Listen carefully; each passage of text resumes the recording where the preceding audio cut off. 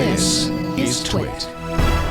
Is there a single thing that you would show off? Like if we were at a bar and I was like, all right, prove to me, make me want the 5S. What Yeah, I guess besides the fingerprint sensor, which is just kind of cool because it's new, what else is so great about it? But also they did kind of a clever trick with iOS 7 where they just made it part of the setup. They're like, and now you have to pick a pin unless you think to do the little dismiss thing. And so now I've never used a pin for like 4.5 years. And then now they kind of tricked me into doing it. And so now it's like they created this inconvenience. And yes, there's added security, but now I could see wanting a fingerprint scanner. Yeah, I mean, the police departments are trying to get everyone to do just that, just what you had to do, Brian, right? Because, you know, it does increase security, and it's a huge problem right now. Here in San Francisco, it's a massive problem. People getting their phones stolen all the time because they're like Sarah Lane, and they're walking down the street, and they can't put the phone in the purse. I can outrun them.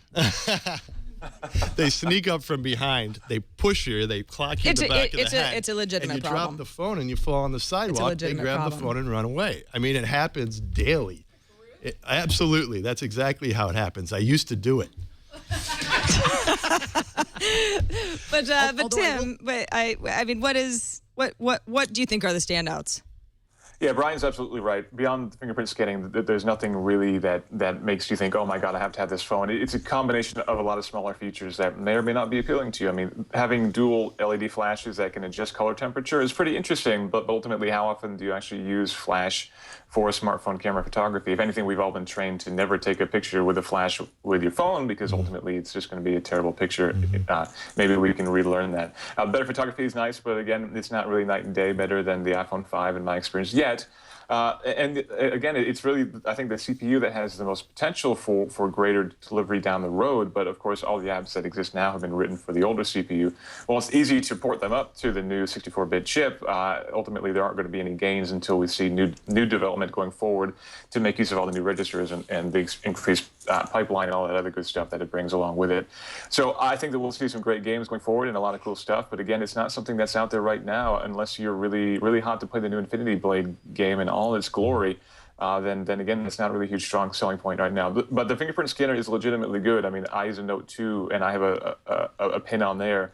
And, you know, it feels archaic now for me to have to type my pin in all the time on that thing versus just scanning my finger.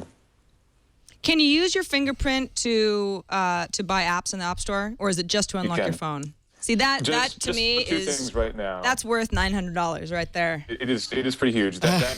And the expectation, for me anyway, is that that's going to be extended across other services and other platforms as well. I mean, I hope that Apple opens it up so that other applications can kind of tie into that, and I think they probably will.